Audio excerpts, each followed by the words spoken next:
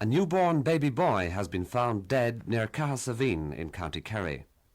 The body was found abandoned on the White Strand, about 3 miles from the town, and a post-mortem is being carried out by the state pathologist, Dr. John Harbison.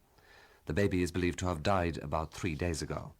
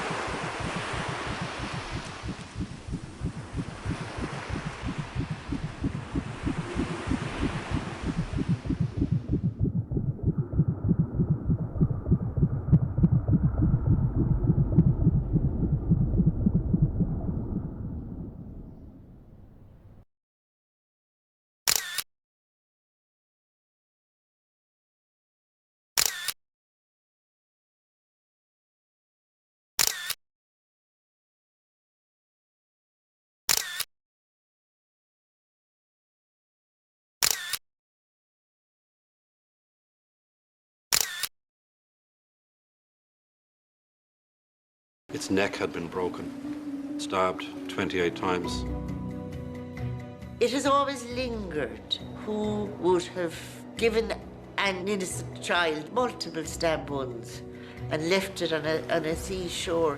That began a chain of events that became one of the most extraordinary and distressing sagas in modern Irish history. This was the very determined Garda operation, and they were going to catch whoever it was. Of course, the question is, who killed this baby on the beach? The night of May the 1st, Joanne was charged with murder. Her sister, brothers and aunt were charged with concealment of birth. And that's where tragedy in some respects turned to farce. The forensics did not support the Garda story. What went on behind those closed doors? They had such a strong sense that we cannot be found out. We were just good, honest detectives. We would not give up. I was crying the whole time. They really frightened me. And eventually, they start describing this case as crazy. She was being torn to shreds. There is a baby at the centre of this case who was stabbed 28 times. Today, one of Ireland's greatest mysteries is again in the headlines. This was a story that played out over decades rather than years. Everybody was talking about the case in '84. Mr. Hayes, we've no comment to make. Will the angels go on? We've no comment to make.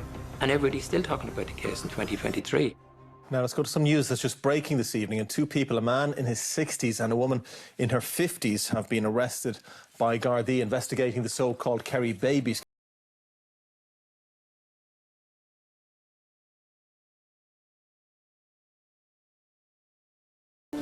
Caherciveen, it's a beautiful place. It's right at the heart of the Ring of Kerry, famous tourist route. It's a small place and it's quite a dispersed population. Normally, Sunday's quite news day.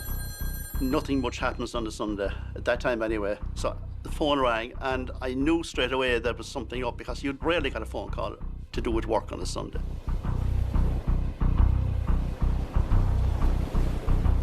A good contact of mine from the Caherciveen area was on the line.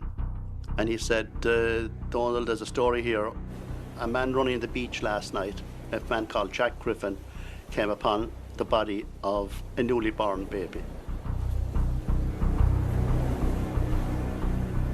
And an investigation is underway. It's a beautiful location despite the very obviously dark history, but it's a lovely, lovely beach.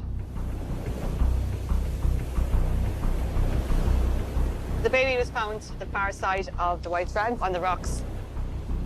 As Jack came closer, he wasn't even sure it was a baby. He couldn't quite see what it was. It was also quite dark at the time. I mean, this is the spot now, looking at it almost 40 years later, a very desolate area. He went to get his brother-in-law, Brendan O'Shea, and both of them returned here to the beach on the White Strand. And they went closer and realised this was indeed a baby, as Jack had first thought. This baby had met a very violent death, stabbed a number of times in the chest and neck. Lying nearby were a sack and a bag, and it looked as though the body was maybe initially inside. An obviously distressing, appalling situation.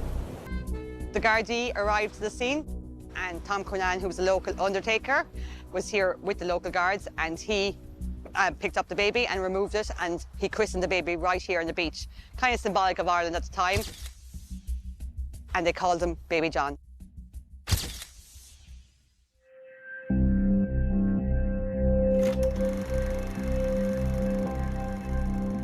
I got word that a baby had been found on the beach, and Sergeant Paddy Reedy was the sergeant whom I knew, but I heard he was in the hospital in Killarney waiting for John Harbison, the state pathologist, to come and examine the baby.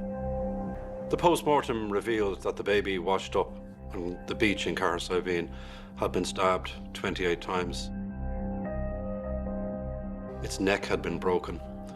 And this led to an inquiry as to who was the mother of this baby, where was it born, how did it end up on a beach in Caherciveen. With the results of the autopsy, and we know that the baby suffered a gruesome death, now it becomes even a bigger case. This news is starting to filter through in the community. While a dead body was one thing, now we have a dead, murdered baby. Who killed this baby on the beach?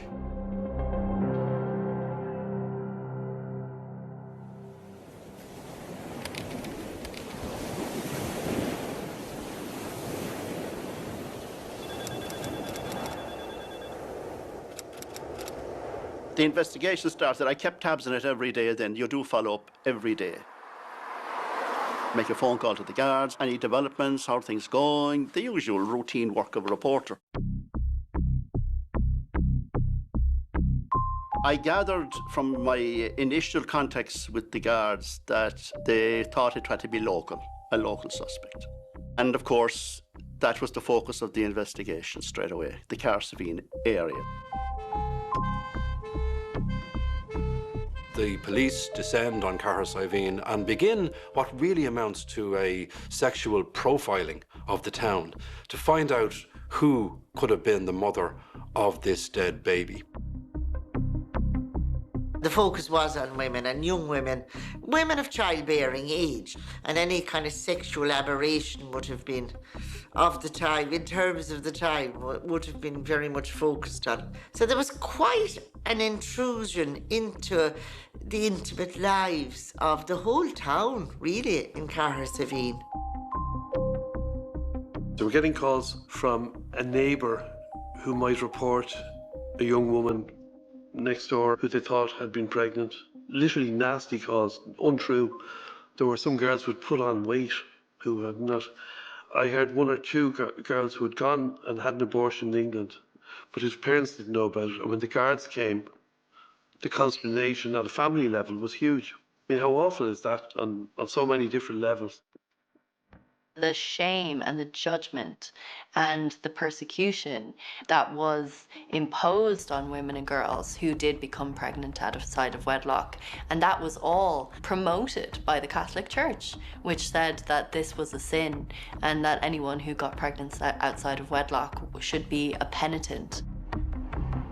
They were still seen as so-called fallen women. They were still persecuted. They were still marginalized.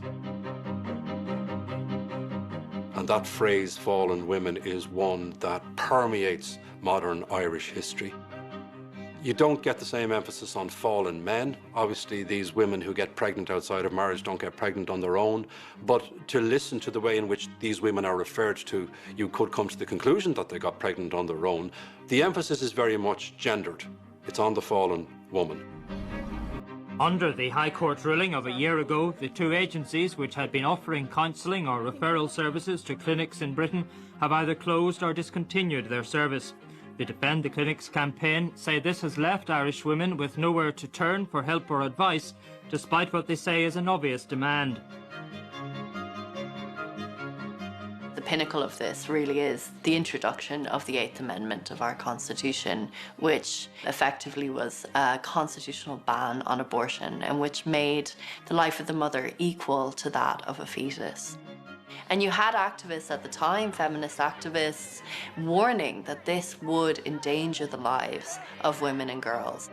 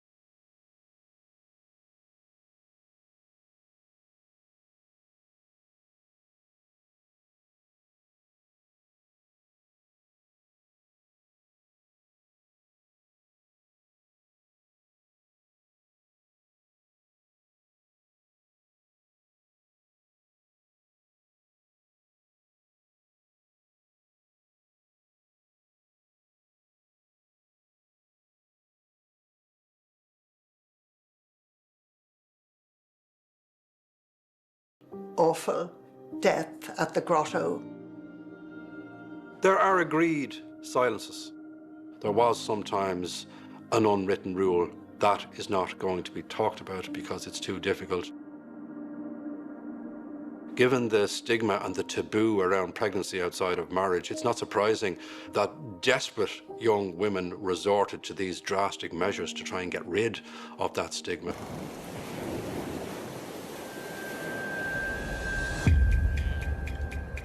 The investigation continued for a couple of weeks. After a while, it became clear that they were turning up nothing in Caherciveen. It was a very rural station. Caherciveen did not have many guards and probably very few equipped to deal with such a huge investigation. You've got to remember, of course, that local guards would have been very knitted in to the local community, and that would have created complications in relation to investigating a matter of this nature. Like everything else then, after about a week or so, the media sorts of loses interest. The guards are still doing their work on the ground, but there's no development. And then it took a major turn. They found out that a woman came to the hospital who, in the view of medical staff, had given birth, but there was no baby. The investigation was going nowhere fast. It just so happened, just one of these coincidences, that Detective Superintendent John Courtney, head of the investigative section of the Garda Technical Bureau, was on holidays in Kerry and got talking to some of the local Gardaí investigating the discovery of the infant's body. I knew John well. We worked together in the Central Detective Unit. He was an extraordinary man. He devoted his life into service of the people. He was absolutely determined, dogged, obstinate, of course he was, and as all good detectives should be. He was really a unique type of individual. Courtney was big stuff at that time, and Courtney and the people with him would yield results. He had joined the detective branch at a very early stage and he had a good track record. When a serious crime would occur in a particular part of the country, the Technical Bureau would be sent down, an investigation team. So a team of up to maybe 10 experienced, case-hardened detectives would arrive into perhaps a country area, and they were there in theory to augment and to support the local superintendent and his team. But of course, in practice, what often happened was that they took over. And this is what happened in Kerry. One of the big questions was the appropriateness of those individuals conducting this investigation. They were all guards, but they did specialise in a particular type of policing, whereas what they were dealing with in Kerry was something entirely different.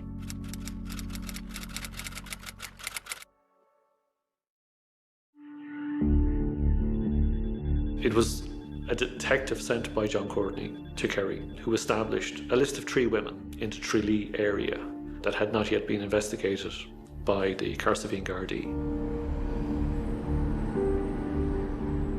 2 of those women checked out.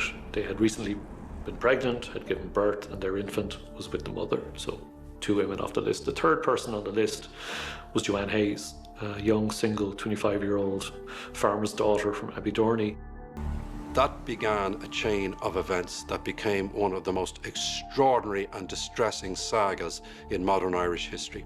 And what it did in the 1980s was blow open an issue when it comes to pregnancy, the concealing of pregnancy or the attempted concealing of pregnancy, that historically had been very common, but around which there was so much silence.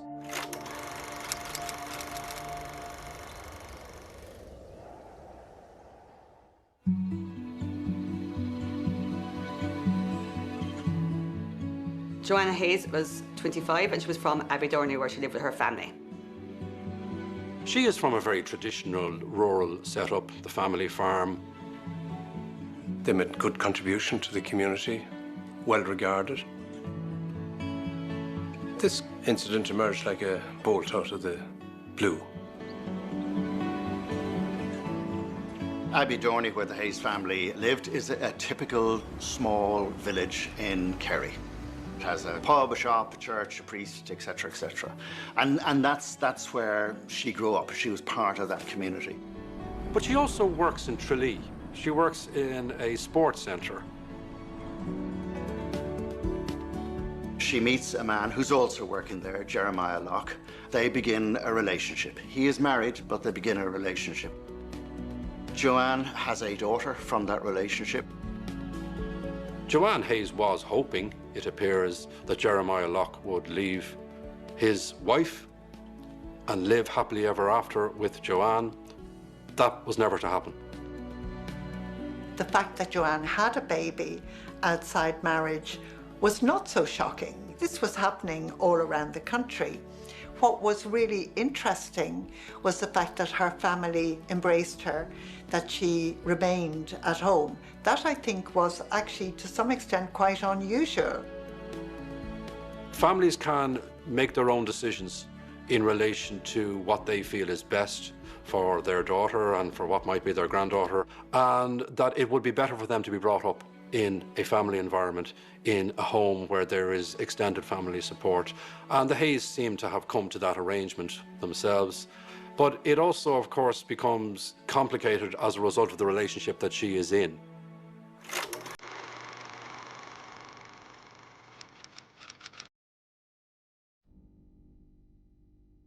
Joanne resumes the relationship with Jeremiah Locke, and she becomes pregnant again. He has one child with his wife. He has one child with Joanne. And at that stage, she learns that Jeremiah's wife is also pregnant, and this causes an amount of distress and disharmony in the relationship, and causes harsh words to be spoken between Joanne and Mrs. Locke.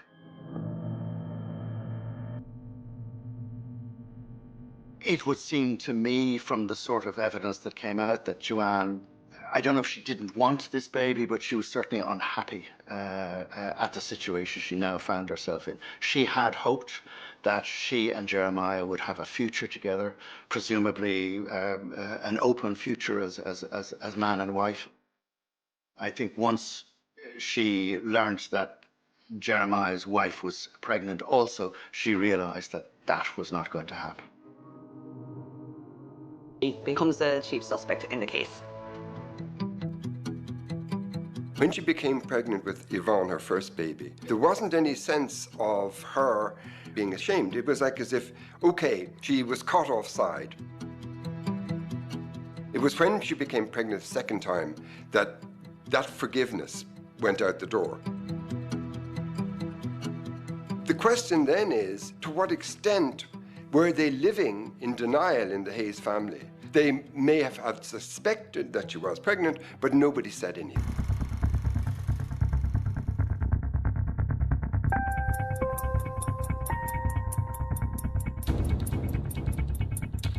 It's not entirely clear what happens next.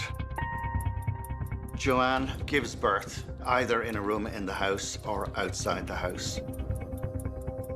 That child does not survive. She is then bleeding and is in a distressed state. At some stage goes to the hospital in Tralee. She says, I had a miscarriage, and the medical staff don't really believe that. They think actually what happened here was a full-term birth, but there's not a lot they can do about the situation other than medically look after her, which they do, and she then leaves. Here we had a woman who appeared to have given birth but had no baby, and here we had a baby in Caherciveen with no mother. Was this too much of a coincidence? I got briefed that possibly this is the culprit, that Joanne was the mother of this baby in Caherciveen that was washed ashore. John Courtney said, we're bringing the family, invite him in the morning. The whole family.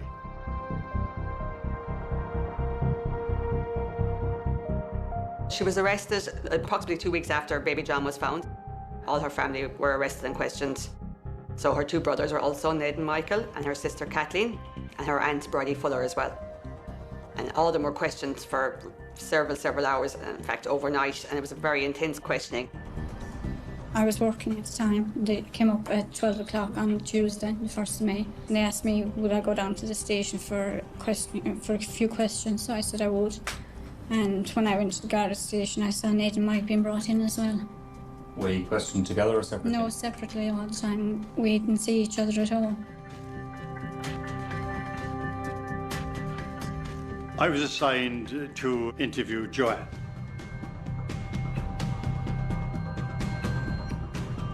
I was also with Detective Peter Brown. This young, little, petite, young woman, very fragile and looked very vulnerable and frightened as well. She could have been, you know, anyone's daughter.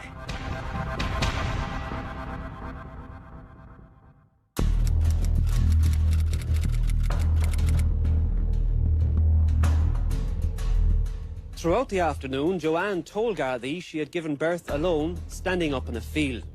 She said she panicked, put the baby on some hay, and went back into the house.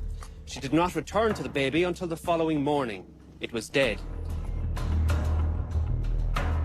I said, where is the baby? She said, I'll tell you, I flushed it down the septic tank. Now we say we're getting somewhere, Joanne. But I said, I hope that's the truth, because as soon as I go down, we'll have a machine out to the tank in your house. We're going to drain the tank, and the baby's going to be there, isn't it, Sean? Within, I don't know how long, she said, no, I didn't, it's not in the tank.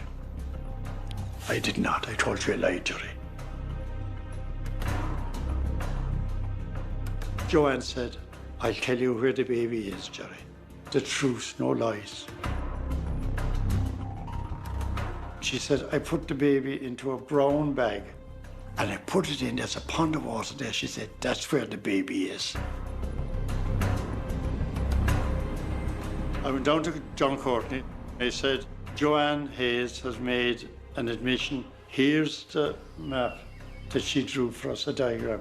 There's a baby out in the land, in a brown bag, and that's where you'd find. He looked at me and I must say, he wasn't convinced.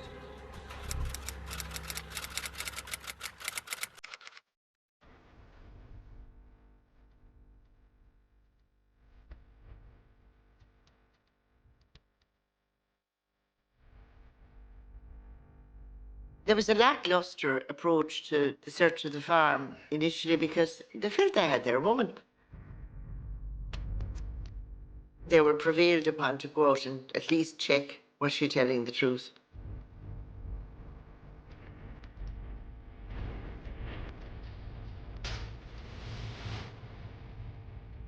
First search party came back and they came up to the room where I was with Joanne and they said, there's no baby there. And at that, of course, Joanne got distraught.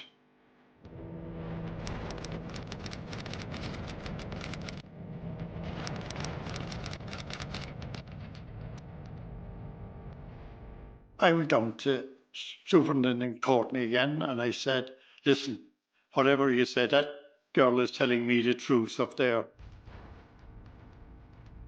The difficulty was that from a very early point, it's now clear that the Gardaí had formed an opinion and were unwilling, or perhaps even unable, to move off that as their prime target.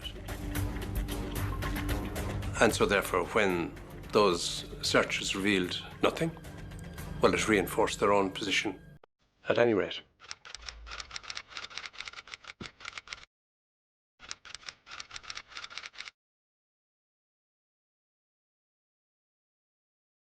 The interviews / interrogations continued at Tralee Garda Station, and what arose from that was a series of confessions that have been always disputed and contested by the Hayes family.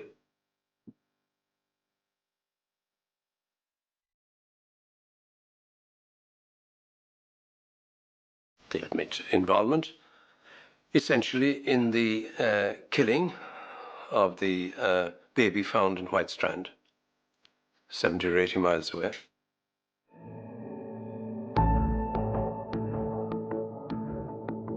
The Hayes family confesses to Joanne beating the baby with a bat brush and stabbing it. Supposedly wrapping it in a newspaper, putting it into several bags, putting it into a fertilizer bag, and that this was then driven to a sleigh head on the Dingle Peninsula, thrown into the sea, whereupon afterwards then it was supposedly washed up on White Strand Beach in Caherciveen and found.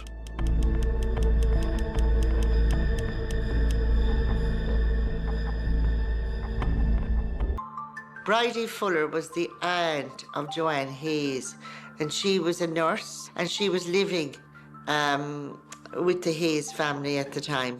She said, I delivered the child. I delivered the baby in the room.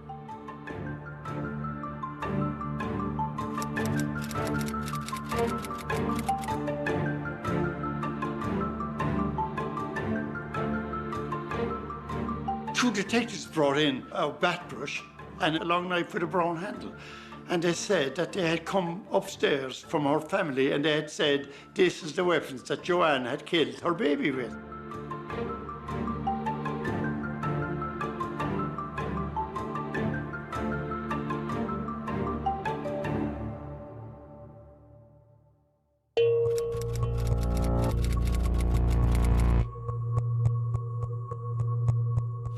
Joanne's statement.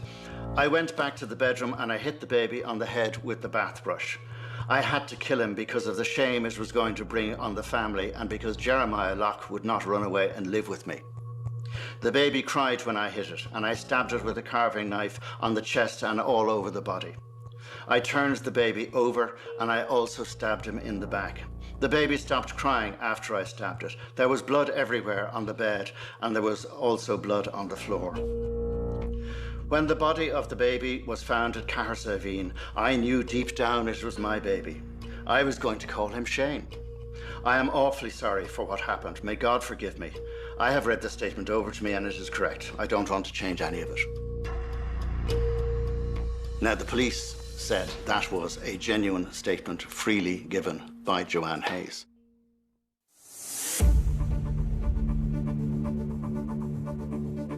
On the night of May the 1st, Joanne was charged with murder. Her sister, brothers and aunt were charged with concealment of birth. The guards have put their 2 and 2 together, Joanne and the baby on the beach, and now they've got a confession from Joanne to that effect. Case solved, as they see it. And then everything changed again. One Wednesday morning I was going down to court, which is just across the street. And I was making my way up the steps when somebody said to me that Joanne Hayes was looking for me in a room further down, one of the consultation rooms. And I went in and she was there in the presence of a band guard and she was sobbing. She said to me, they're saying that, you know, that I killed my baby. And she had a charge sheet in her hand showing that she was charged with the offence of murder, the most serious offence in the statute book. I would have known from court procedure that if she had a charge sheet in her hand, that we were going to be in court in the next 15 minutes. And I would also have known that the district court doesn't have power to grant bail to somebody who's charged with that offence. So I asked Joanne, I said, well, what about the lads, you know, the rest of the family? Oh, she says they're all charged as well. I couldn't believe it. I arrived at the court and I had got wind of the charges that were going to be made, as did other people in the media. So there was an unusually large media presence that morning, because obviously anticipating this. Crime wasn't that common in the south of Ireland, and now here we have a Kerry woman arrested for murder. There was a bit of a flurry, I thought, around the courtroom. I remember Pat Mann in particular being very busy that morning. You could see he was very preoccupied with something. You could see that it was totally alien to them. It was probably the first time they ever sat in a courtroom, I would imagine. They certainly looked very frightened and intimidated by the whole thing. That was the impression I got that day. I gathered all the charge sheets together. We went into court. The state indicated it had no objection to bail for the family, but of course, bail couldn't be granted to somebody charged with murder, so Joanne was remanded in custody to Limerick Prison, which is the local women's prison for this area. They were seen locally as a gentle, inoffensive family who would not be capable of anything like that. Everyone who knew, they were well-respected people who had never had anything against them in terms of violence or assault or anything like that. They were just very, very ordinary, decent people, people that you would love to be able to say they were acquaintances and friends of yours. That was unique, in my opinion, because it was an era when there was shame. There was shame, there was scandal on a young girl getting pregnant outside marriage. Joanne had said to me, would you ever get Kathleen before I go? I need to talk to her for a second. So I got Kathleen. Joanne had told her sister, Kathleen, exactly where she had put the baby's body on the family farm in a pool of water. I said, if you see anything, don't touch anything, but call me.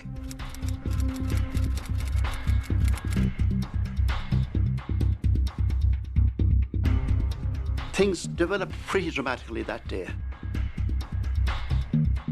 Kathleen knows that if she can find the body of Joanne's baby on the farm, as Joanne said, that this will prove to the guards that Joanne could not have murdered the Caherciveen baby.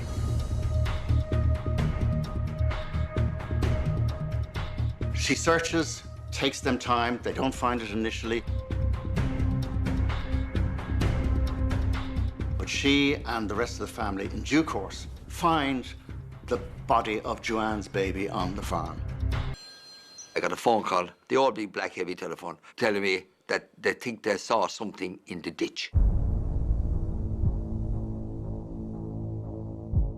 I said, leave it, don't do a thing about it, stay there with it in case anything happens to it. And I rang the local Gardaí who'd been in charge of the case. I told them. They walked down the field, because I've seen the photographs, obviously there were exhibits in the case, and clear they're pointing at something that was in the ditch, a plastic bag. Joanne is found to have been telling the truth. Her child was stillborn and was buried in the farm in Aberdeen. The body of a second baby boy was found on the Hayes farm. It was in the exact spot described by Joanne to detectives the previous afternoon. The body had started to decompose. The cause of death was unascertainable, but there was no evidence of strangulation. She had nothing to do with the baby in Caherciveen. So where did this story come from? Was it forced out of the Hayes family members? Were they intimidated and scared into making false confessions? Why were they identical in detail?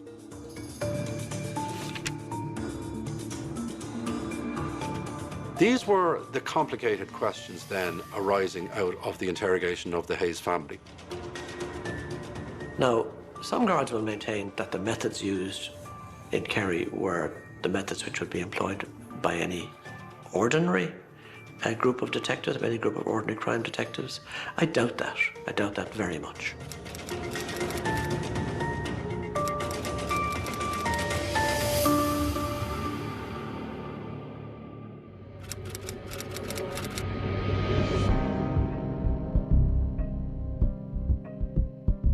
It was clear that something was radically wrong here. How was it that an entire family admitted to involvement in the brutal killing of a child, newborn baby, the disposal of that newborn baby, that they simply could not have been involved in? It's as if there were two worlds clashing at that stage. The reality of what had happened in terms of the discovery of the child, and still the process of her incarceration pending bail or trial. There was a huge disconnect. A good Catholic family in good standing, and suddenly they'd confessed to a crime that looked very dodgy. Major problem. I mean, collapse of case completely. This is a nightmare which the guards have brought upon themselves. The question then arose, was Joanne Hayes the mother of both of these babies? And that's where tragedy in some respects turned to farce.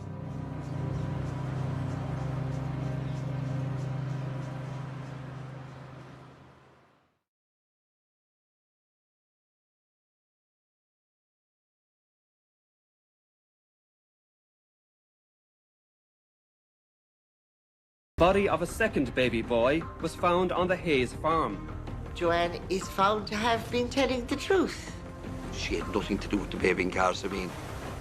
How was it that an entire family admitted to involvement in the brutal killing of a child that they simply could not have been involved in? And that's where tragedy in some respects turned to farce. The Technical Bureau were a group of detectives from Dublin, led by John Courtney. They had very quickly sidelined the local guards in Kerry. The problem for the guards began to mount when, having charged Joanne with this murder and her extended family with complicity in the murder, how does this confession now square with the facts? And it gets worse. The first thing they had to decide was that they were not wrong, and if they were not wrong, then we had to have twins here.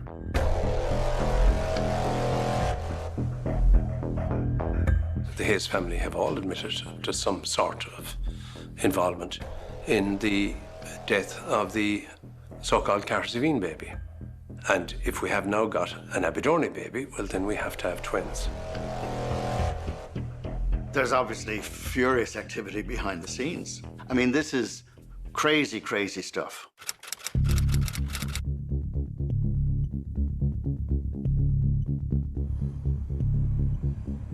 studied science in UCD. In 1984, the technology for grouping blood was very limited. DNA technology wasn't developed for forensic science at the time. So when I joined the lab then, my job was to develop tests for enzymes in blood that varied between people that we could use. Then a piece of frozen lung, which was from the Caherciveen baby, was submitted to the lab, and a blood sample from Jeremiah Locke. I was asked to group those. I didn't get a sample from Joanne Hayes at the time because she'd got transfusions, so I couldn't work on it. But I did know that she was Group O from the hospital. And my findings were that Jeremiah Locke was Group O and the baby was Group A. So if Joanne was the mother of the Caherciveen baby, then Jeremiah Locke was excluded as being the father because somebody had to contribute Group A to the baby. The baby on the farm in Aberdorney is found. That baby was Group O, and therefore Jeremiah Locke was not excluded as being the father of that baby. And then other samples are brought up from the farm, and clothing and a bath brush and a knife and other items like that, which I examined and didn't find anything of significance on. And that is where the whole thing went seriously, seriously wrong. How do you explain detailed confessions to the Gardaí on the murder of a baby, given that the evidence suggested it was impossible, not least because of blood groups?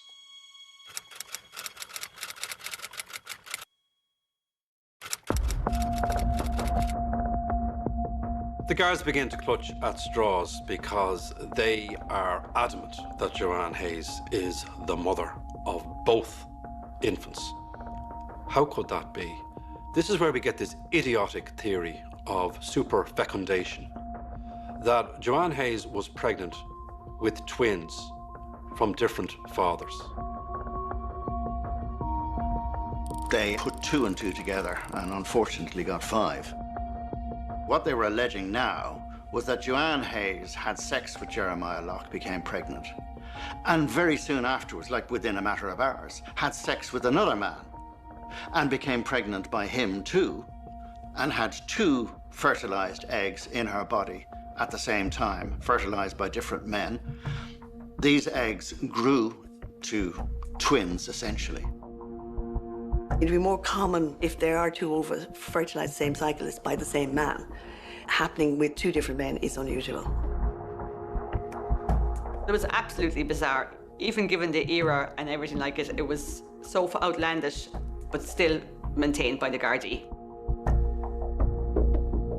And then they said, well, is there another explanation? Well, the other explanation is, yes, she did actually have a third baby that was stabbed to death.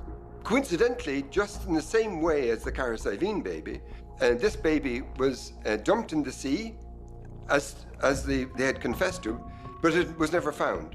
It was called the Azores baby. It was drifted off into the Atlantic. And of course, all of this was pie in the sky, searching for possible explanations. And the idea that they would say, it must have been that we applied too much pressure on the Hayes family. No. And that was because they had such a strong sense that we cannot be found out to have done this, because then it would cast dispersions.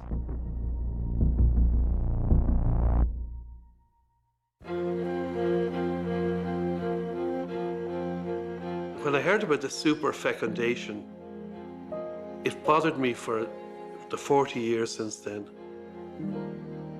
All these accusations against her, accusations that called into question her sex life, the morality of her pregnancies, with all the shame and the stigma at the time that was leveled against women and girls who had sex outside of wedlock, who had babies outside of wedlock. Ireland was opening up, but it was a very slow opening up of society, resisted by conservative forces, church and state.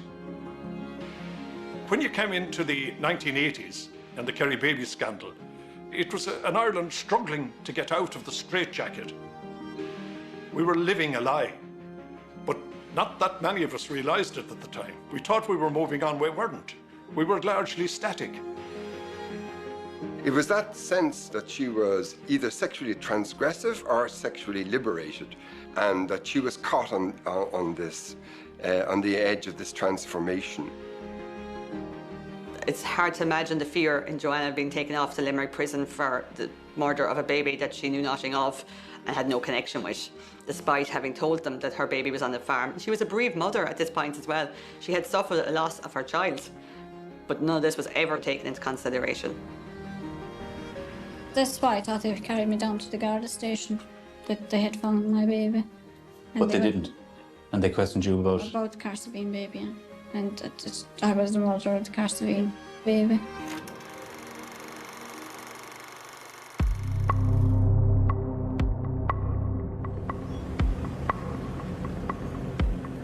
What's going on behind the scenes now between April and autumn? The prosecution is putting together the book of evidence, which is the directory of the case, if you like, that will be presented in court. They're getting ready for trial. And the Director of Public Prosecutions, who's the head of what in the UK would be known as the Crown Prosecution Service, the DPP. The DPP has a local agent, if you like, the state solicitor for that area. He's looking at all of this. And eventually, they start describing this case as crazy. The Director of Public Prosecutions at the time was a man called Eamon Barnes, who was nobody's fool. Barnes had a lot of experience dealing with the guards, and he recognised nonsense when he saw it. And this was nonsense. The files and the evidence simply did not add up. The only evidence that went to the DPP was the signed confessions. The forensics did not support the Garda story. It was obvious the Gardaí weren't happy with my results, and it was obvious, that it was causing them huge problems. There was correspondence from the Office of the Director of Public Prosecutions to the State Solicitor for County of Kerry. It says, you could not possibly run a prosecution on this evidence. That's clear-cut.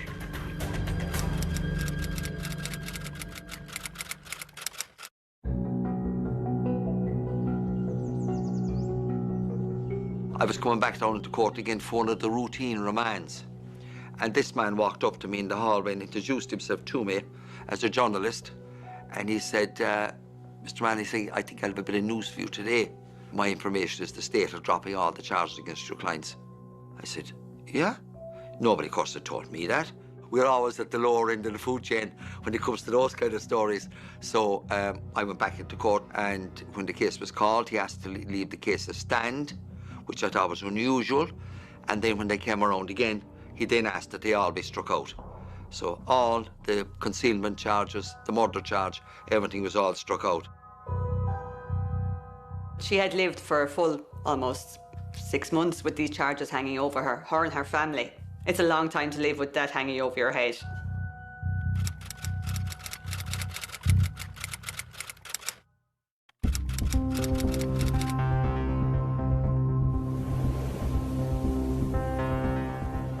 The now we know false confession from Joanne and her family was that she had killed the baby and that the brothers had disposed of it off Slay Head, and that the baby had washed all the ways over from West Kerry in here to the White Strands. It would have been quite a distance to drift in, and when Jack found the baby, it was dry as well, and so it hadn't just washed in. Another part of a farcical false allegation. So where did that come from?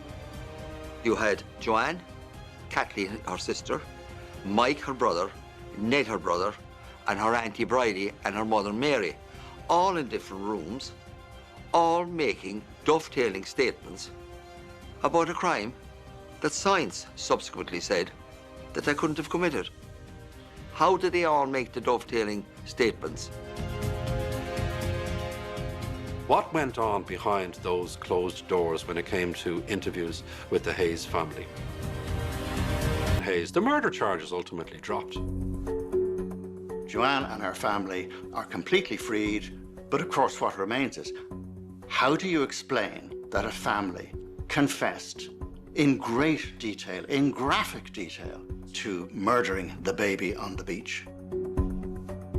The linchpin of this is that there were 2 interviews with the Hayes on the television, each of them saying that different things happened to him of an unacceptable nature in the Garda station. We went in at 12 o'clock and it was 1:10 the following morning when we got home. At one stage we were told we wouldn't be left home unless we signed the statements. And 2 more detectives from Dublin came in and they were roaring and shouting and one slapped me across the face twice. And I was crying the whole time. They really frightened me. The guards themselves maintained that they were the essence of dignity, that they were sympathetic. Jerry O'Carroll is on record as having said that he treated Joanne Hayes as if he was a family member, that he was kindness personified. That certainly is not what the Hayes family maintained. I did not raise my voice, not once. There's outrage in the local media, there's outrage in the public about how these confessions could have been signed and how it could have emerged when the Gardaí were sticking to their twins theory, their super fecundation theory. The Hayes family claimed that these were coerced in by threats, that they had threatened that their mother would be charged with murder, that they had threatened that her daughter would be taken off her. They said that every statement that they made was beaten out of them. Literally beaten out of them. It was extraordinary that they would have gone down this road. I obviously have no knowledge of what happened in the course of those questionings, but it's quite clear that what came out of it in terms of the written statement bore very little relationship to reality. It mirrored what they had been doing in many other cases around the country.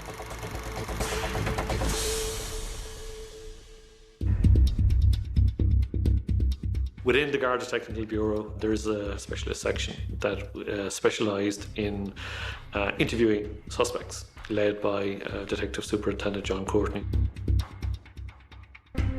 Colloquially referred to as the murder squad. They regarded themselves as hard men and very effective when it came to getting answers from subversives. The state was being threatened by the IRA at the time, so these people would have been lead detectives in rooting out very serious crime. The murder squad itself, in some years previously, had been the subject of very serious allegations. The Irish Times had run an investigative series on the activities of the murder squad, which focused on serious allegations being made by suspects about the use of unorthodox investigative techniques, unorthodox interview methods, and alleged fake confessions. It became clear to anybody, as you read the reports coming through, that the same kind of allegations were being made, largely against the same group of guards. This was at a time when up to 80% of all serious crime in Ireland was being solved by confession alone.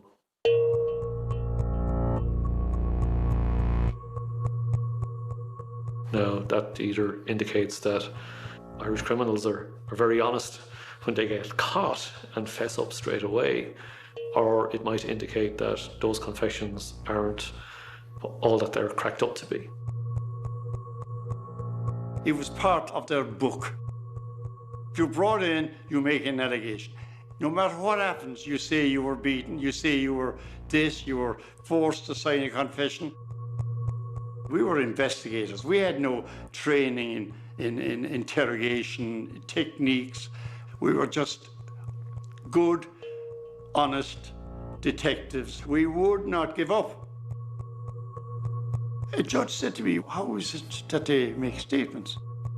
I said, "You wouldn't like me in a room with you, Judge, for 8 hours, trying to get inside your head, never moving off my chair, just exposing what you are, what you've done."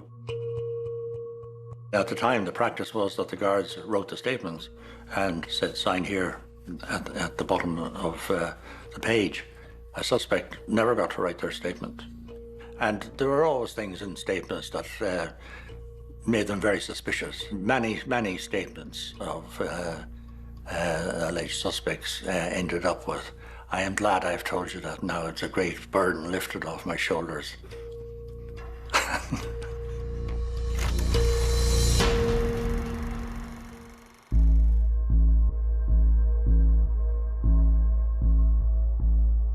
The murder squad, normally involved in dealing with the IRA, dealing with hardened guys, is sent down, comes down, descends on Kerry. They bring rigorous methods. They bring a style of solving crimes that's not known to the local guards. Now, if you transpose that into this very delicate situation where you're dealing with a young, recently bereaved mother, where you're dealing with infanticide, where you're dealing with the hidden moors of rural Ireland, that approach clearly was problematic. They were all in different rooms, and they said that as the evening and night wore on, the guards came back in with different bits from others and put it to them, and eventually resignation just set in, and they said, look, whatever you say, I'll sign it, I'll agree with it. They had nobody to look after them in the Garda station that night. The first contact any legal person had with Joanne Hayes was the Wednesday morning in the district court. What I did was we were inside in the room by ourselves, and they kept changing, kept coming in with different bits of information that they picked up. I was belted there behind the kidneys, and also I was just put lying down the ground. My head was pushed back like that, with one of them having his knee down there on my back. I wish we had what they have today, which is audio and video. Oh, how I regret that we didn't have that. I wrote out a statement. I wrote down what Joanne told me. Not another syllable. I insinuated nothing into it. There was no coercion, none whatsoever. Maybe you might say auto-suggestion, or was she feeling guilty? The phraseology, when the body was found, I knew deep down it was my baby. This is the sort of phraseology and way of constructing things that emerged from a lot of coercive questioning over long periods, phrases and statements that are just implausible. While I signed my statement was because they told me they were going to put Mum in charge with murder as well, and put my little girl into an orphanage. Just they were going to sell the farm then as well. And they came in, they took my statement that they had read out. It's not surprising that with pressure from Gardaí, it did result in significant admissions. These guys are so professional. These guys could terrify the life out of you without touching you. Gardaí had a lot of power back then as well. You know, people respected them. They were not just even the Gardaí, these were the murder squad. These were the guys that knew what they were doing. They were experts in their field. The full force of the state is now brought to bear upon a situation which clearly had nothing to do with subversion, but was a human tragedy. The wrong people were sent to do the job. Looking back in hindsight, it was a sledgehammer to crack a nut. To this day, I can't understand why we were sent down there. I find that difficult. After all, days were just simple farming folk who got mixed up in this maelstrom of an incident. This is where I have to speak against my old colleague, John Courtney. She gave direct, explicit instructions where the baby was. If John Courtney hadn't been so stubborn and mulish about it and left me take out that little girl out into the land, there would be no charge with the murder of this Caherciveen baby. You had all kinds of media queries began to pour into the guards. Like, where do we go from here? And the question still remains. We still had a baby dead in Caherciveen that we didn't know who it belonged to or what happened to it.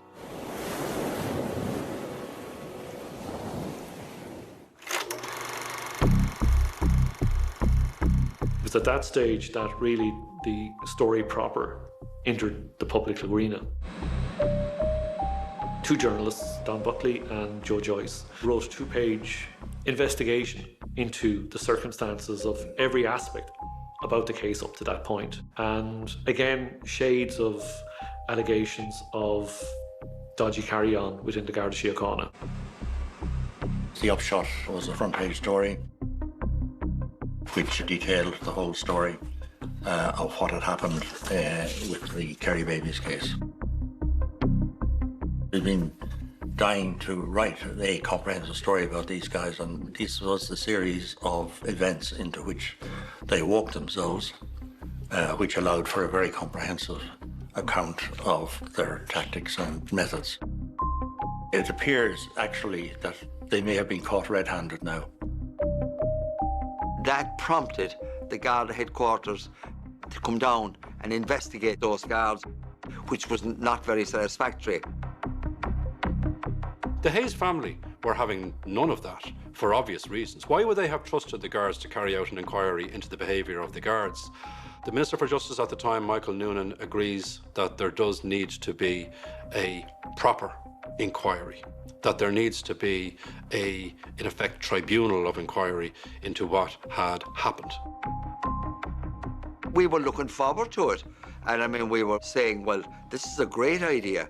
This is going to make the thing public as to what happened to us. We can now get to tell our side of the story as to how we were said that we weren't properly treated in the Garda station.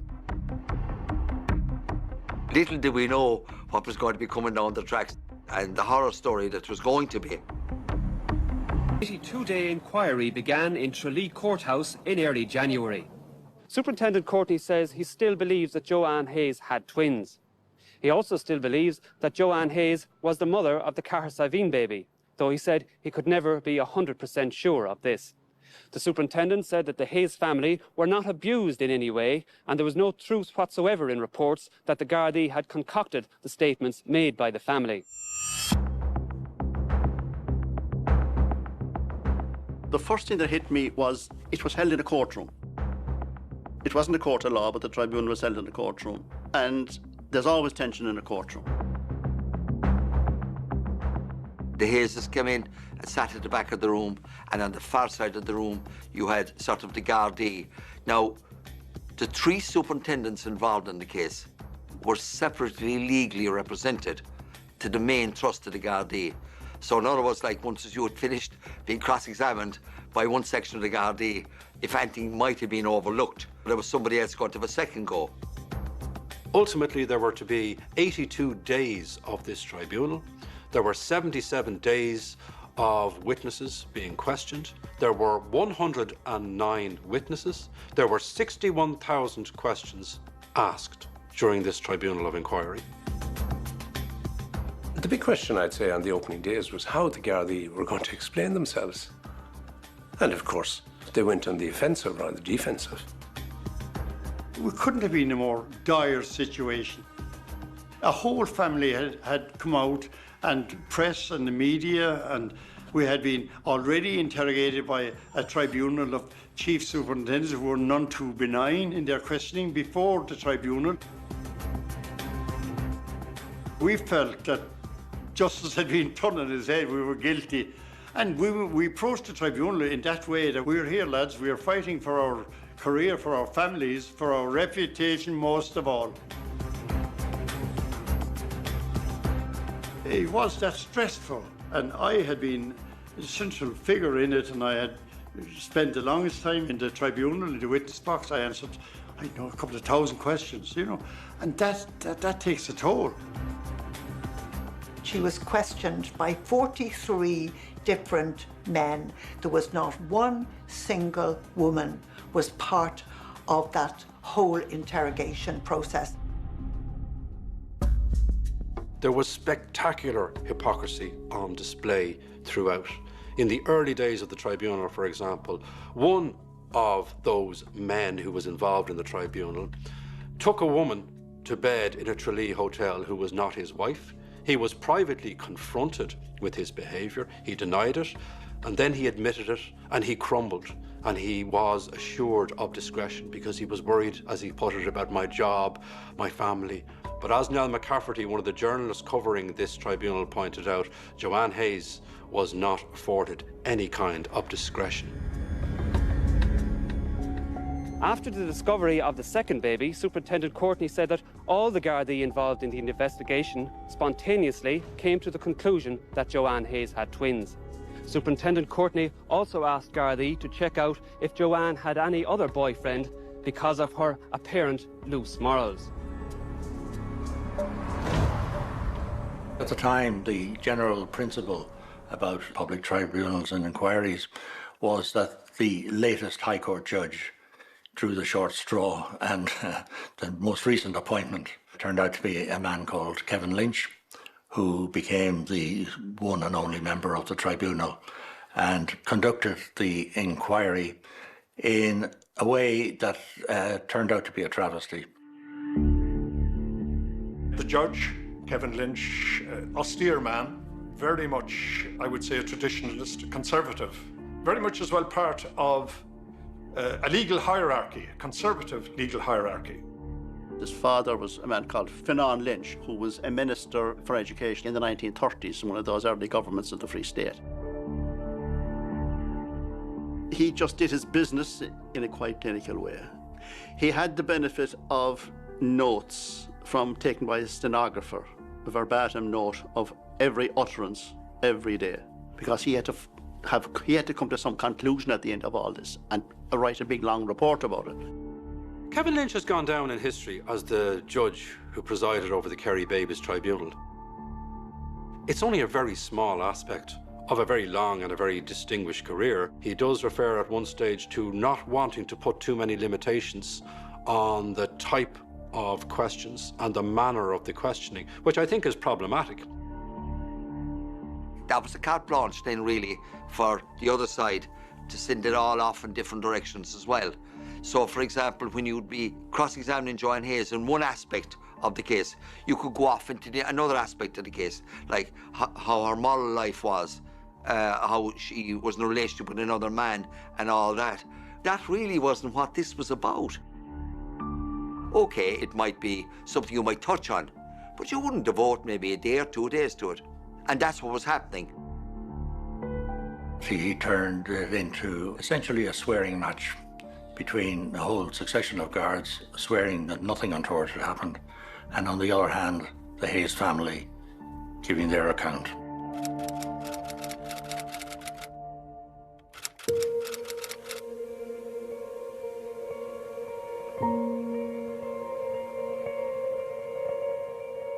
Dr. John Harbison made clear that the baby was not struck with the bath brush, the Aberdorney baby. I remember the day John Harbison was in the witness stand, and he held the bath brush, and he hit it against his hand like that. And he said that would fracture a child's head, especially a child just out of the womb. So he said it wasn't used. Having to relive the tragic and traumatic death of her own son and be treated as a criminal, it would be like torture.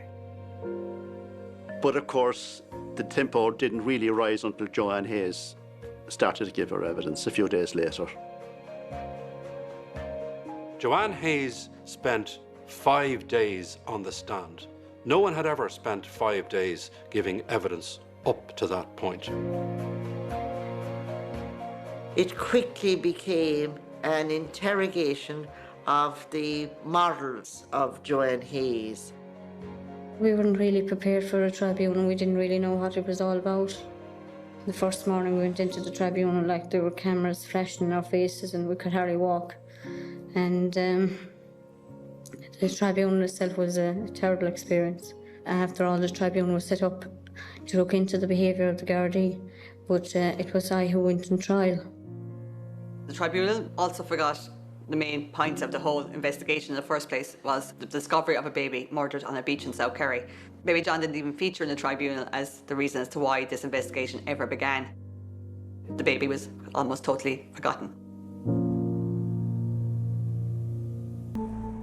Joanne Hayes, who shouldn't have been the focus of this inquiry, was attacked as a woman of low virtue.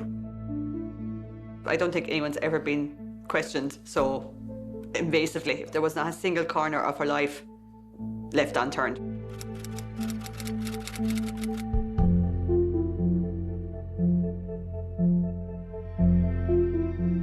The size of her breasts was discussed. The size of her uterus was discussed. She was asked about her menstrual cycle.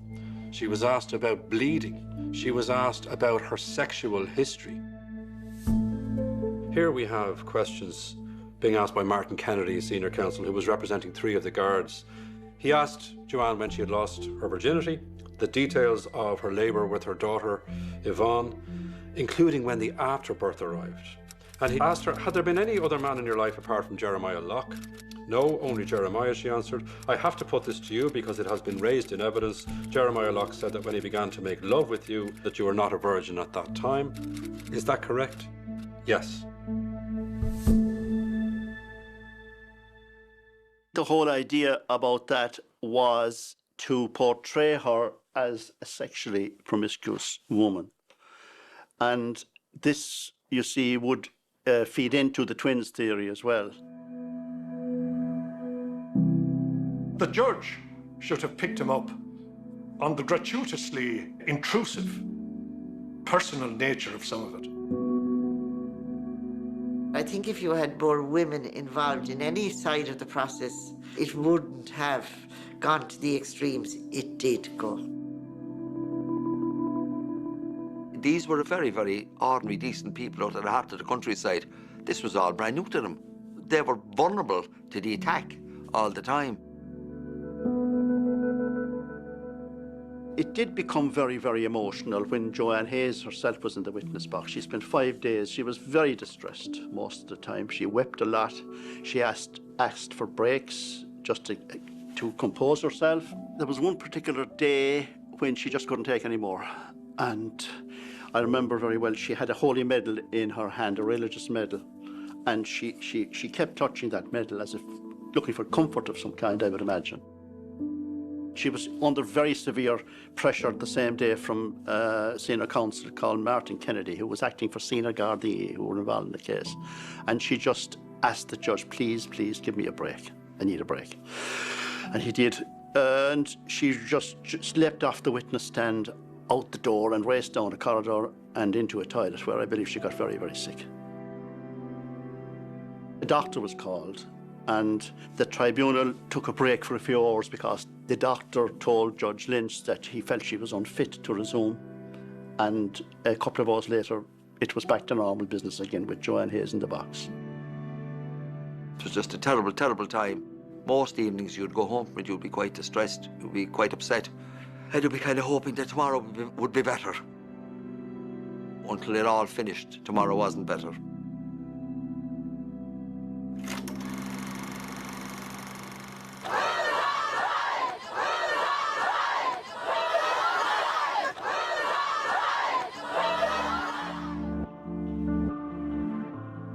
The inquisition of the Hayes family, because it was being recorded every day, it was being reported on RTE, on the news, it was being reported in the newspapers, it did horrify people. It resulted in a huge wave of sympathy for the Hayes family. The only saving grace she had during this terrible ordeal was that now we had people supporting her. Women from across the country, women from her own community, men from her own community. It was a turning point for the country and a turning point for women. I mean, the Hayes family were there for generations. The family would have been well regarded locally. There were lots of women there who'd been hurt by the system. They just were angry that here again was a woman being put on the rack for a crime that she didn't commit. We all knew she didn't commit it.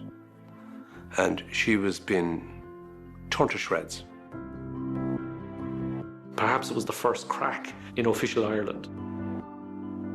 The idea that the way in which Irish people lived their life, the way Irish society was structured, that religiosity, that conservatism, and the way females were treated at that time was no longer acceptable. At least 200 people stood outside for a couple of hours in the afternoon, quite dignified protest up to the stage, wearing banners and all that. And then it became a little bit more dramatic. When the judge finished for the day, he decided to face down the crowd. He was going to walk across the street to the Brandon Hotel where he was staying, just a couple of 100 yards.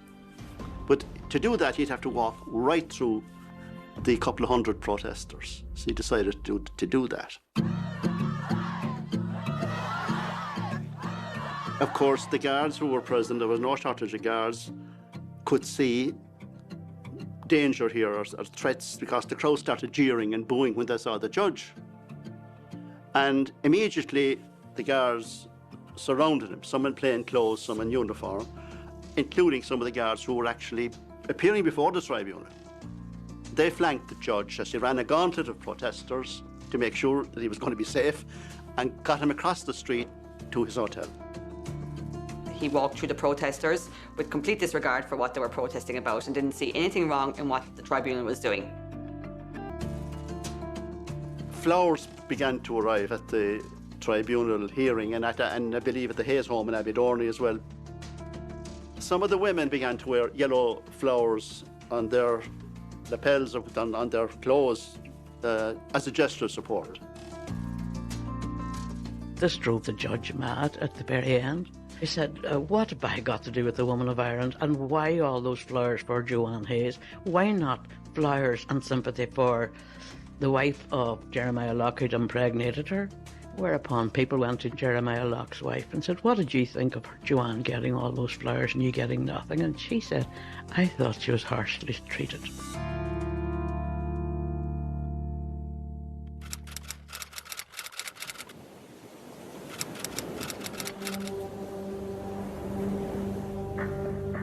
There was all of these questions hanging in the air. Was it just a lonely mother on her own? Was it somebody who had no support? Was it premeditated? It's sad to think that the baby lay here and that we still don't have any answers for what happened to baby John. And we have no justice for what happened to the baby.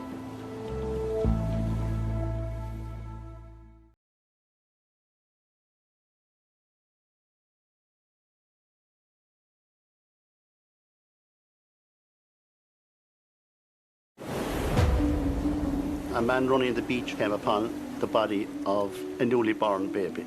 Its neck had been broken, stabbed 28 times. Of course, the question is, who killed this baby on the beach? This was the very determined Garda operation, and they were going to catch whoever it was. On the night of May the 1st, Joanne was charged with murder.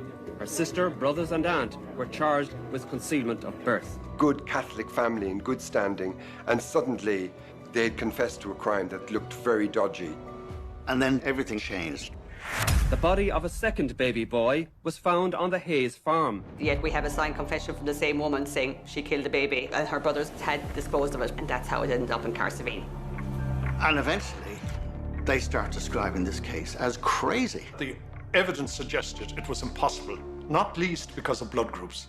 Joanne and her family are completely freed, but of course what remains is, how do you explain that a family confessed in graphic detail to murdering the baby on the beach? They said that every statement that they made was literally beaten out of them.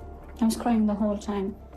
They really frightened me. At one stage we were told we wouldn't be left home unless we signed statements. There needs to be in effect, tribunal of inquiry. We were looking forward to it.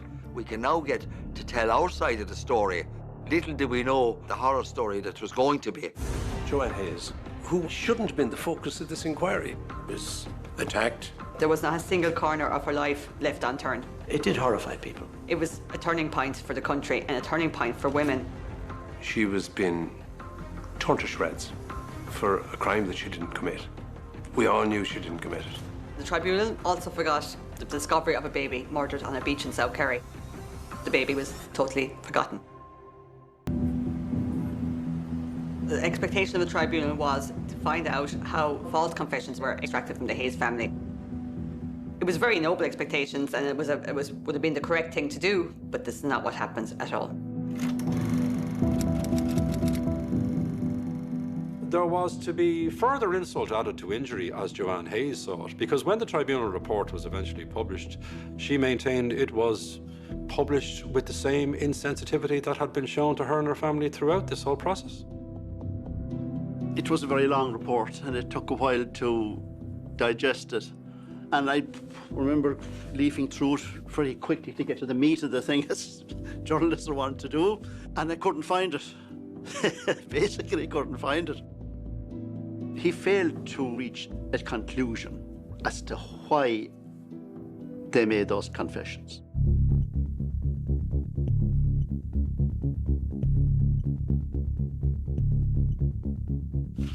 The upshot is a report which comes down very heavily against the family and comes down very, very lightly and excuses a lot of the activity of the guards. I mean, it actually accuses the guards maybe of, as the phrase has it in the report, gilding the lily. In other words, not quite telling the truth, but that's okay. I was relieved. I had been branded, you know, by the family and by the newspapers, an unsavoury individual who used any methods, and it was totally and completely untrue. I'm good at what I do. I have a good insight into psychology that I learned and picked up myself. The tribunal report further destroyed the reputation of the Hayes family, further putting them in the spotlight and blaming them for absolutely everything. The language used towards them was extremely derogatory.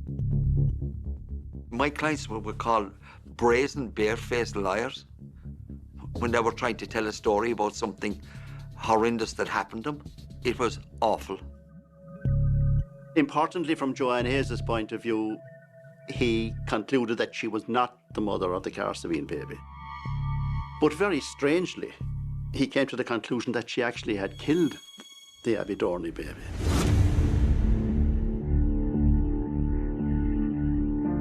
Now, none of us could believe that.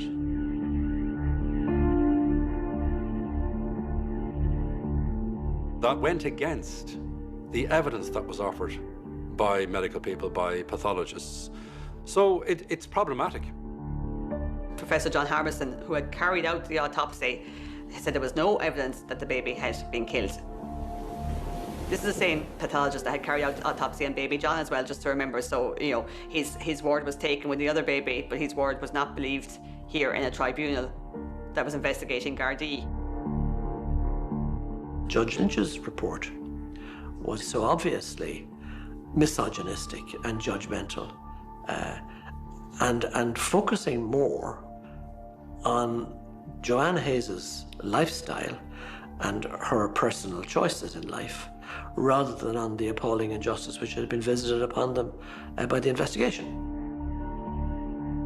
It was plain to the most junior barrister in the law library that this was not a piece of work over which anybody could really stand and be proud. I was appalled by it when I saw it. I thought it was nonsense. I thought it was a cop-out. The day after the report, the Irish Times did carry an editorial which challenged the report on the basis of where did the signed statements come from. However, he staunchly defended it, even some years later.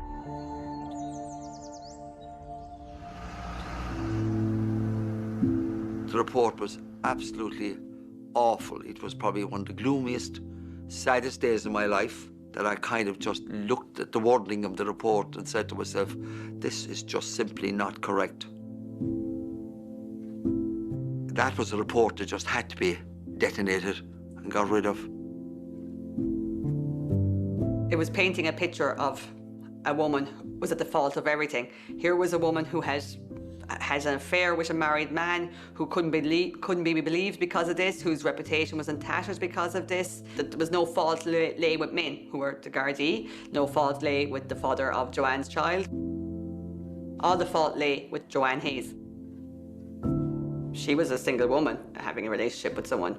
He was a married man having a relationship with her.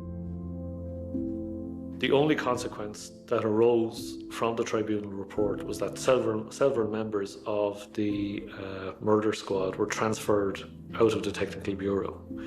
But in the greater scheme of things, the culture of the Garda Síochána remained unchanged. The statements of admission were never explained back then, and they're never even been explained today. So what do I have to do? What does anybody have to do?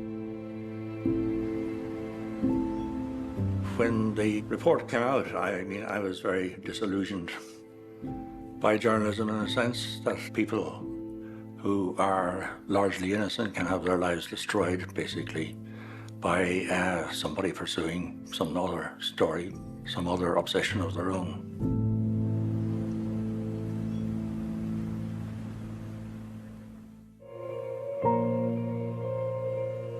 It certainly was one of the most shocking stories that I ever covered.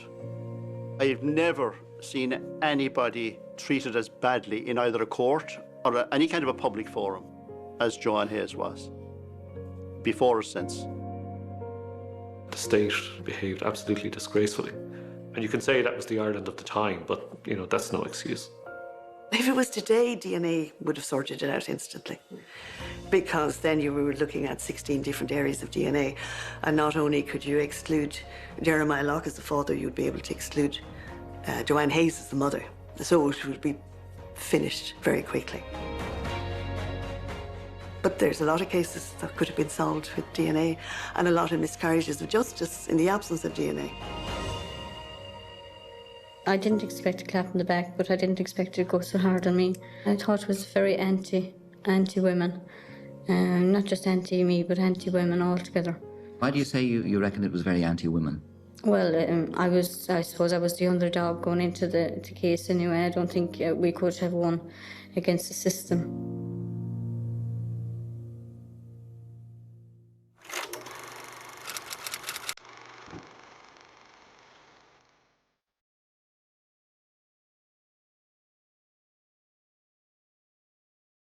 The Hayes family returned to their private lives. They had no desire to be the subject of ongoing publicity and speculation and rumour. Joanne Hayes was not going to become the voice or the face of the Kerry babies tribunal saga. Many, many people in the media have been looking for interviews with Joanne Hayes. She has consistently declined. I'm not surprised at that, because I think she got so much media exposure at the time of the tribunal that she just had enough. I called to the Hayes farm, where the family were gathered inside, said to be very upset by the findings, but firmly refusing to comment. Mr. Hayes, we've no comment to make.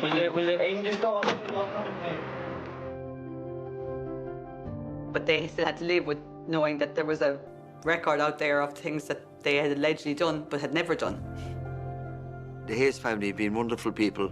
Other people would have been terribly scarred by what had taken place to them, but they haven't. They've been strong about it. Even if somebody in authority says you're wrong, but you know that you're not wrong, you know that you're right, is a very, very strong thing within yourself to be able to put up with. But the people of Kerry believed in them. And it was like as if the tribunal report came out and remained closed. They were all told, look, the report is not in favour of Joanne and the family. Oh, well, in that case, then, the report has to be wrong. They're our people. We'll support them. We'll support them 100%. And they did. And the Hayeses never, ever, ever forgot that. I think the people of Kerry wanted to move on.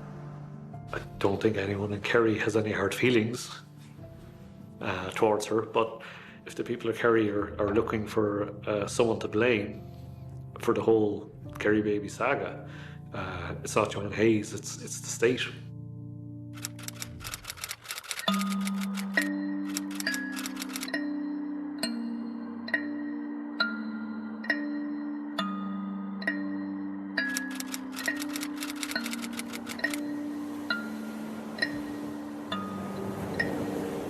The questions never went away. We still do not know who the mother of the Caherciveen baby is. The baby's body found on White Strand in Caherciveen in 1984 that began this whole controversy. Still a great unanswered question around that.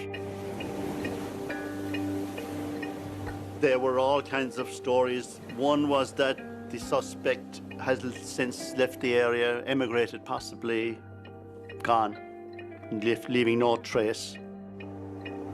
For many years, the case would come and go. It would be mentioned on anniversaries of the death of baby John, but by and large, there was very little said about the case in intervening years, though it was always talked about in Kerry.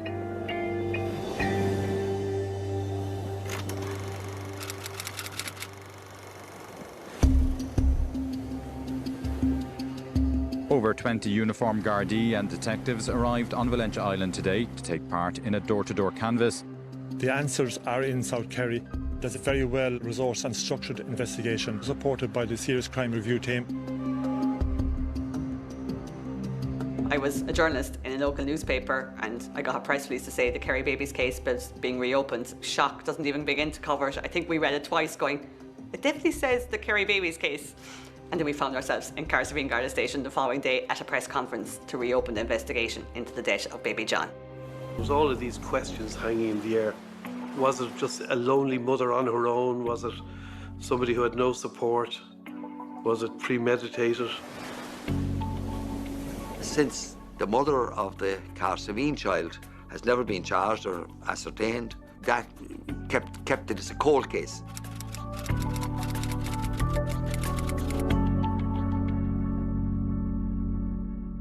Well, I actually joined the Coercion in 1982, so no more than any other person living in Ireland at the time, I would have had a knowledge of what was been discussed in the media as to what had taken place in Caherciveen in 1984. I was asked in 2005 to travel to London to go and be part of a training programme in order to consider bringing in the Serious Crime Review process. It's commonly known as cold case investigations. So I trained up in the process and the techniques. The concept was to review unsolved homicides in particular and unsolved serious crime. So in 2007, the then Garda Commissioner decided to establish the Serious Crime Review team with the remit to review in excess of 200 unsolved murders that had been committed in the state from 1980 onwards. We would carry out an examination of the file that was in existence that was completed at a particular time. We would then review the post-mortem report that would be very, very central to us as to what the cause of death was. And is there potential for DNA development? There were a number of factors as to why it was decided to conduct a review of the murder of baby John. People really wanted answers, and they wanted answers from Caherciveen as to what they did. There was a lot of adverse comment in relation to what went on in the original investigation, and ultimately the aim of the Gardaí in any investigation is the pursuit of justice. And justice still had to be pursued in this case, establish what happened with baby John.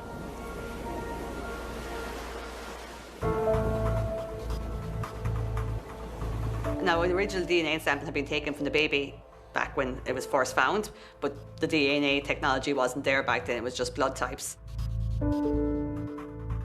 It would have come in more in the early 90s, and then it progressed very steadily to be utilised by the Forensic Science Laboratory, and then the results of which would have been utilised by the Gardaí in their investigations. Which is a significant development because it's non-refutable as well.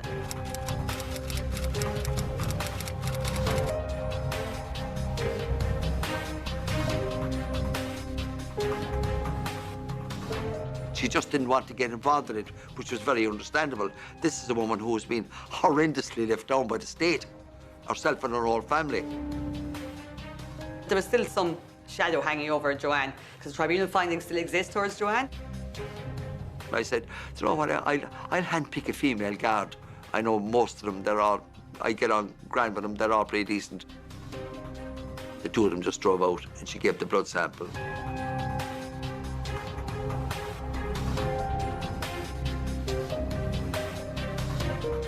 And DNA can now prove categorically that Joanne had nothing to do with this baby.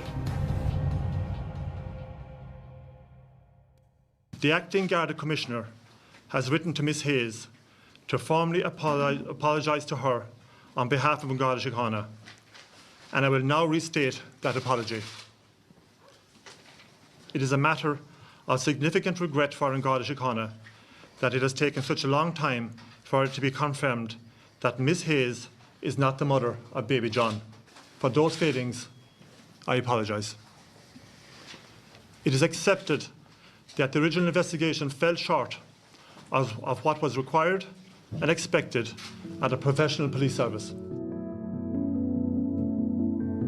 The reopening of the case put the spotlight back on Joanne and what had happened back then, but it was also the first acknowledgement publicly of the wrong that was done to her. Ultimately, there was an acceptance that she too needed to be compensated as a result of what she had endured. The government has decided to throw out Judge Lynch's tribunal. Yeah, it's gone. It's unbelievable, but we know all about tribunals before, when it doesn't suit the government and they'll just throw in the towel. There were guards, including Jerry O'Carroll, who maintained that they had been scapegoated because a number of guards were reassigned to different duties after the Kerry babies case. The commissioner at the time, his name was Larry Wren, around 1985 wrote in some report how unhappy he was with the way the investigation was conducted. One would have thought that he would have heaved a great sigh of relief that the honour and integrity of this force had been totally vindicated by Mr. Justice Lynch. One would have thought that he would have publicly welcomed the tribunal's findings that totally exonerated his own men who had been made a target of false and malicious allegations.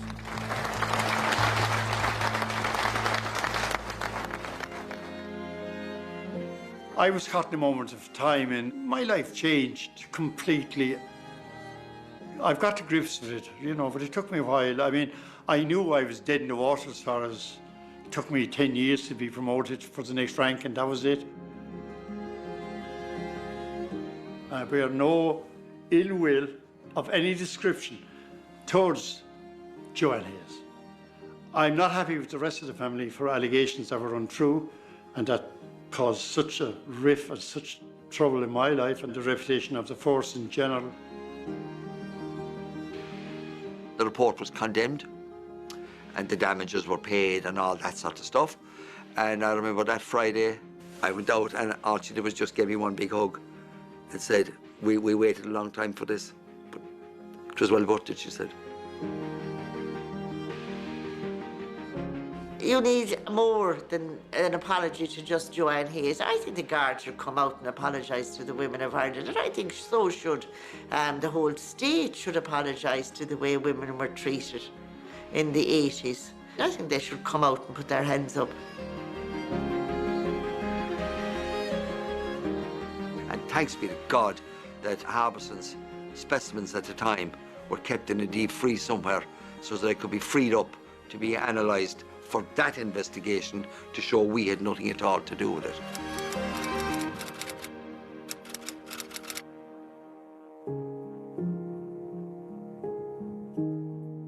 She would like to sincerely thank the people of Abbeydorney and its surrounding parishes and everyone throughout Ireland who sent letters of support and prayers to us.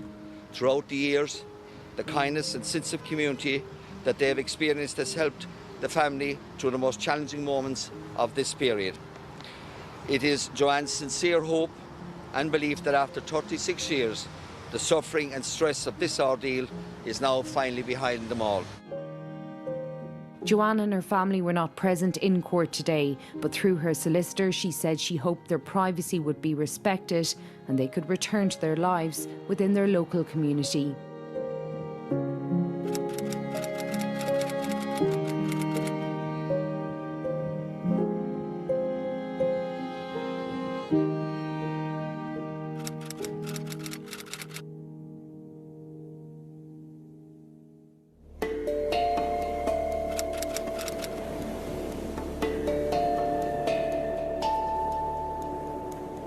Because in the original case, this area of South Kerry had been largely ignored because the case soon moved up towards Abbeydorney and to just Joanne.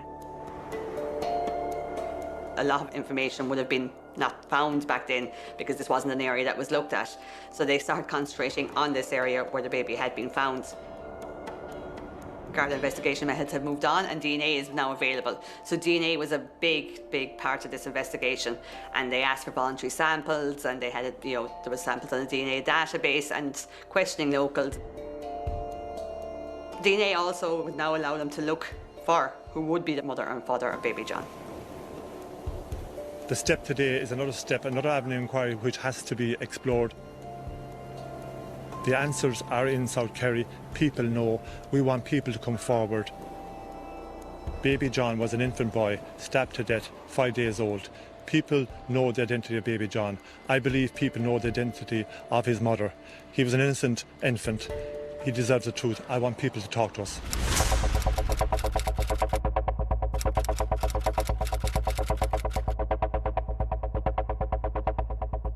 Of course I'm hopeful. A lot of work has gone into this since January. There's a dedicated team of investigators drawn from Killarney District and also supported by the Serious Crime Review team.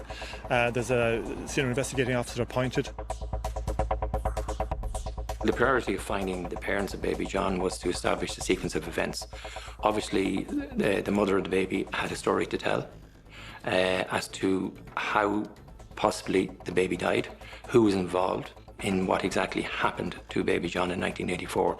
So that is of paramount importance for the review team.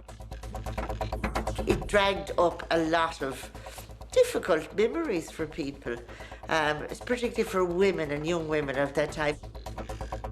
So they wanted to be very careful about this new investigation, that everyone would be treated with sympathy, with kindness, and that what they wanted was just to get justice for baby John. And I think that's important to remember. While many would have preferred the case not to be reopened, there is a baby at the centre of this case who was stabbed 28 times. I remember at the time that we said they must have come up with something. They must have a suspect in mind.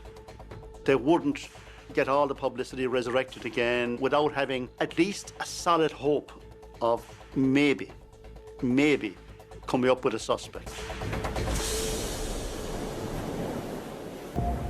Over 20 uniformed Gardaí and detectives arrived on Valentia Island today to take part in a door-to-door canvass. They're handing out questionnaires and speaking to residents in some 400 households over the next few days as part of a serious crime review into the Kerry baby's case. Gardaí say other areas nearby may be targeted for specific canvasses in the future as Gardaí seek closure in this case and justice for baby John. Your initial plan when conducting a review is to go out and interview all potential witnesses. People may have found themselves in very difficult circumstances in 1984, and in 2018 or 2020 they may be more forthcoming in speaking with you, being frank as regards what happened at that particular time. It has to be a very managed process. You have to listen sometimes to rumour and innuendo, and it can be intertwined with fact.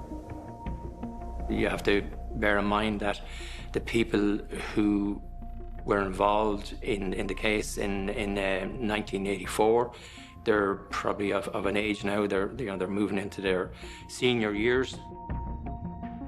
I would always say to them, you have to bother because you're the voice of the child, you're the voice of the deceased person. So it's very, very important that no matter how old the case is, that we follow it right through with it in order to bring the people who are involved to justice.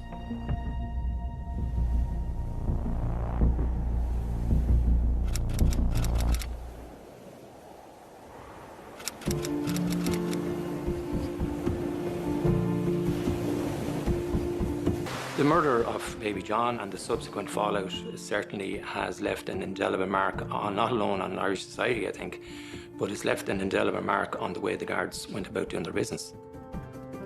It set in train a process of change and reform.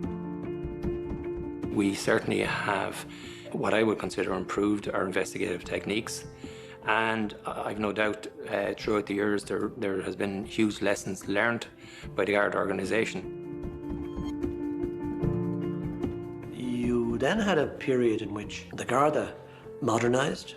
There was a significant intake of women into the ranks, and equally importantly, a significant advancement of women into the senior ranks. At the same time, the Guards in the 1990s. No sooner had they, in a sense, dealt with subversion than they suddenly had to deal with organised crime on a scale that this country has never known before, and which is still continuing. You had, in 1999, a system where suspects who were being interviewed in Garda stations for serious crimes were being video recorded. I think that was very important because at least there was a record now, there was a film, there was sound, and you could see what was actually happening. Now you have to have a separate member in the Garda station called the member in charge who's there to look after a person's rights and everything and who'll be responsible for them while in the Garda station. But that didn't exist in 1984. The Guards have developed and its investigative techniques have changed greatly. Now, in 2023, there will be many days, if not weeks, put into devising an investigative strategy and a witness strategy as to how the people are going to be interviewed. In the 80s, there would have been relatively little preparatory work done prior to an interview. They had to professionalise, and they had to be resourced, and they had to be better led and better managed. And they are much better led and much better managed and much better resourced now than they were at that point. But also, society has changed. Society possibly has become more open and more acceptable. And the Guards invariably do reflect what society is about too.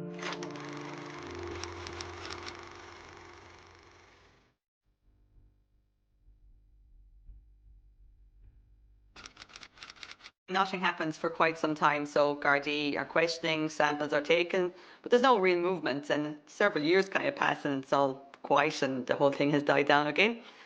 And then in 2021, the baby's exhumed for further DNA samples, which was, again, another extraordinary turn of events in a long-running saga. The baby was removed, a DNA sample taken and reburied within 24 hours.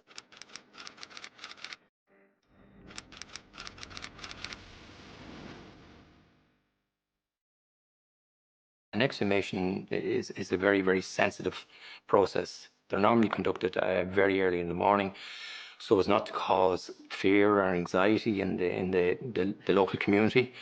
So the remains are exhumed and then they're taken for a post-mortem, and that then decides the course of the investigation. In this case, it was more important to obtain the DNA from the baby John and then compare it to the samples that had been taken locally to establish was there anybody who maybe related to the child in the general area. Because unfortunately, the people involved, let it be the parents or let it be the people who would have killed the child, they actually could be deceased or maybe even moved from the area. So it's important that you may establish if there's maybe a distant relative living in the area, and then you build on it from there.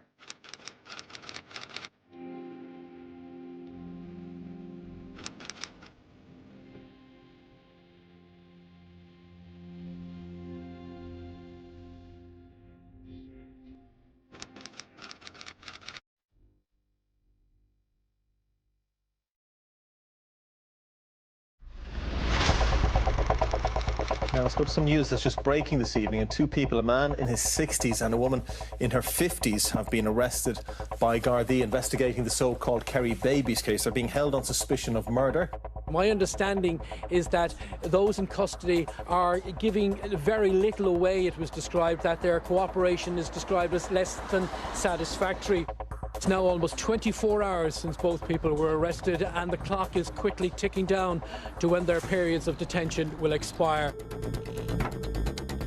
The arrest happened on Thursday evening, again quite late at night when the news broke that there was been 2 arrests in the Kerry babies case. Again, shock and surprise in the minds of the media. Anyway, I think there was complete shock, but also in the public. So once again, this case was being brought to the limelight, but this was a very significant development. My understanding is that those in custody struck up a relationship back in the 1980s and have maintained that relationship to this very day. Both of them were arrested at the same address in Kerry late last evening, but then taken to separate Garda stations. The major development, of course, comes just weeks out from the 39th anniversary of when baby John's body was found in a bag at White Strand in Caherciveen. A Garda source said it's not a scoping exercise, but what they are doing, he said, is making up for horrific mistakes made in the past.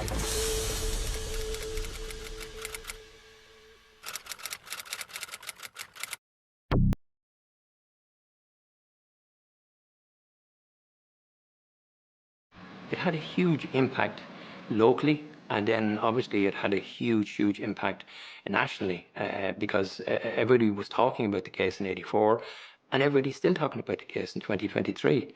So it is important that we get answers for not alone the family, but for the public. The public, you know, looked to the Gardaí to provide answers to them as to what had happened, and that it never happens again. Most of the reaction to those arrests and to whatever happened at the time is how it was being kept a secret for so long. How, if it was known what happened, how that Joanne Hayes and the whole Hayes family could have been dragged through what they were dragged through without somebody coming forward and saying, look, it was, you know, we know something more about this. But then, you have a very closed society at the time, and probably to an extent still a very closed society. The next stage of the process then is to interview the people who are believed to be the parents of the child and establish what they have to say.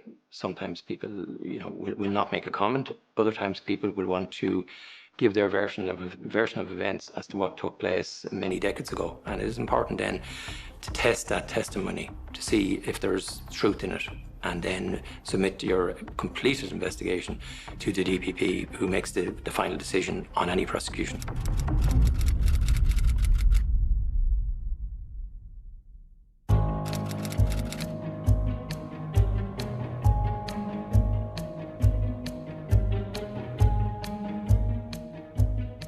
While in custody, his clients voluntarily gave DNA samples to Gardaí. Solicitor Padraig O'Connell says the DPP must treat their file with urgency. We're talking about people here who have been arrested on suspicion of murder. My opinion, there is absolutely not one scintilla of evidence that they committed a murder, either or both of them. Are your clients the parents of baby John? I'm not going to comment one way or the other. They've volunteered, and voluntary DNA samples we'll wait for the results. It turns out that the two people arrested on this night are the mother and father of baby John. DNA evidence led to the arrest of the mother and father, but there is no evidence that these two people arrested had anything to do with the murder of baby John. As their solicitor Padraig O'Connell has repeatedly stated, being the biological parents doesn't make you the murderer. The woman aged in her 50s was questioned at Castle Island Garda Station in Kerry throughout yesterday.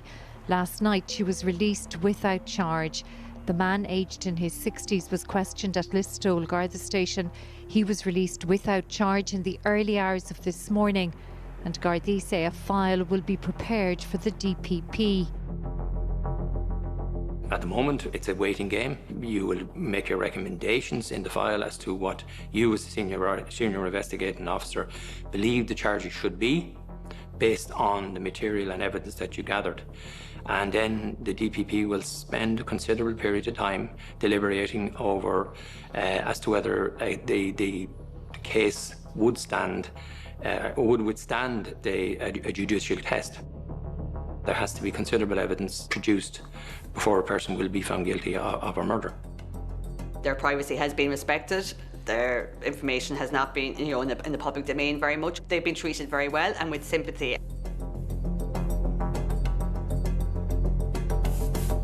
It's very, very important to keep an open mind. If somebody goes in with the thought that the parents were ultimately responsible for the murder of the child, that's a very close view. Something else could have happened. They have a right that their identity is not out there in the press because they haven't been convicted of any crime, and they may never be charged with any crime. The difference in the treatments of them has been a million miles apart from where Joanne was 40 years ago.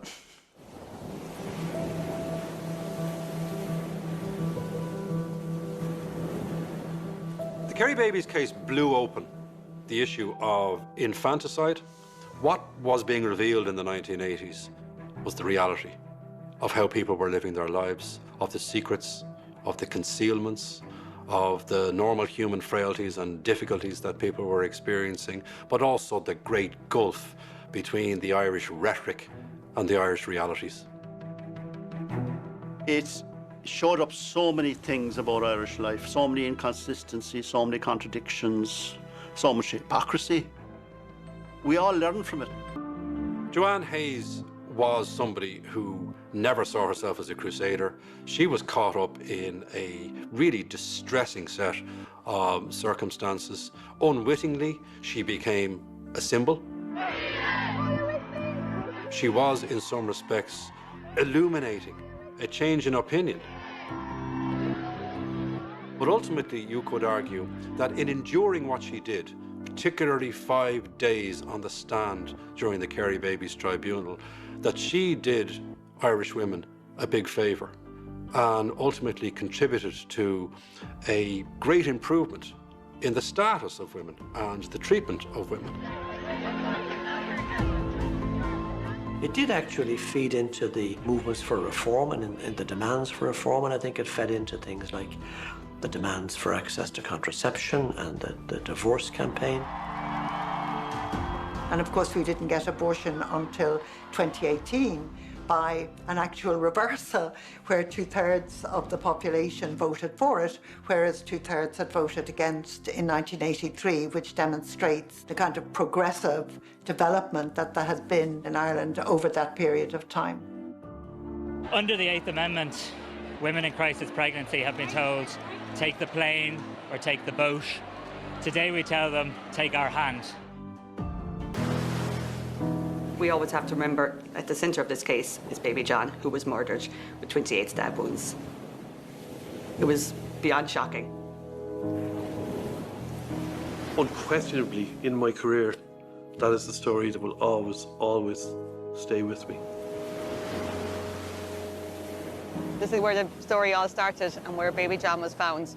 A beautiful rural coastal area, now marred by a dark cloud over Kerry and Ireland. Will we find out what happened, baby John? It remains to be seen. While there's been a significant development with the discovery of who the parents are, they are just that, the parents of a baby who was murdered. It's hard to know where the case will end or what will happen. I think that there is a huge opportunity to bring the people who were involved in the unlawful death of baby John to justice. They would have to have a reasonable suspicion that a person was involved in the murder before they would arrest anybody. It's not a finished job. The person who killed that baby has never been brought to justice. The case has never closed and is unlikely to close for a long, long time.